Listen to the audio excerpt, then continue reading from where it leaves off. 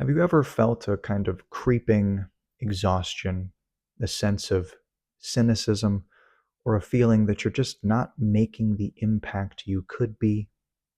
These experiences are the telltale signs of what's come to be known as burnout. In this video, I'm not just going to talk about managing burnout.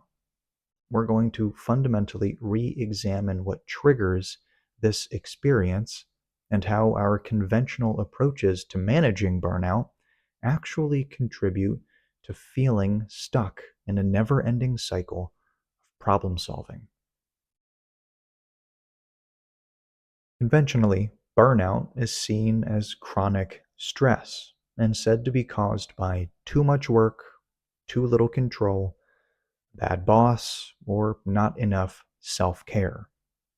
The emphasis typically focuses on the conditioning of circumstance, suggesting that in order to resolve the issue, we must set boundaries, take more vacations, or try a new meditation app.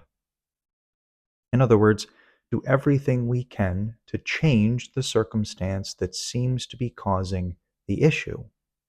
However, the essence of the issue lies not in the specifics of a circumstance, but in the identification with a simple but misunderstood equation.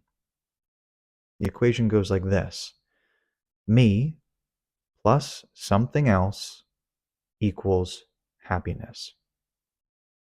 Guided by this equation, we believe that the problem is that we aren't enough, or that our circumstances aren't right.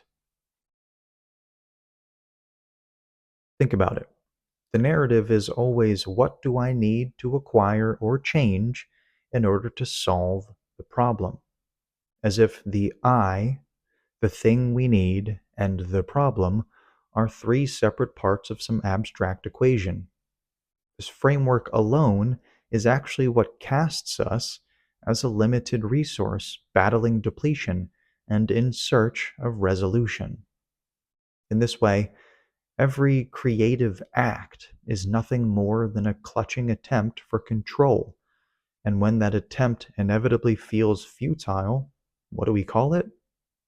Burnout.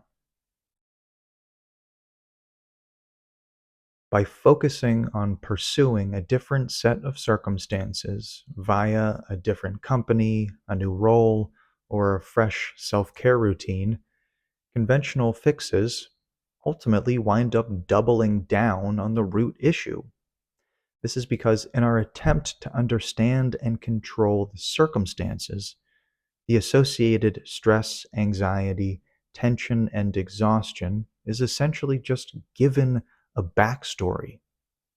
The felt sense of being burnt out is developed into a detailed narrative of conditioning and triggers. The I of that story, the separate self we seem to be, is assigned a more comprehensive justification for suffering. What's left is simply a longer story of perceived limitation, rather than any gained freedom from it.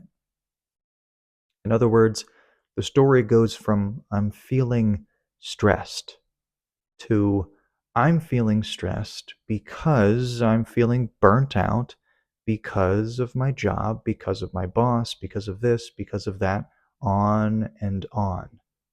In this way, the story can logically be taken all the way back to our childhood, seeming to justify why we are stressed right now.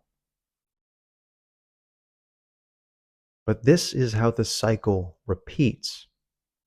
By focusing on trying to understand and control the symptoms, the root cause, which is the identification with being a limited individual in need of control, remains completely unaddressed. However, it's in this recognition that lies an opportunity.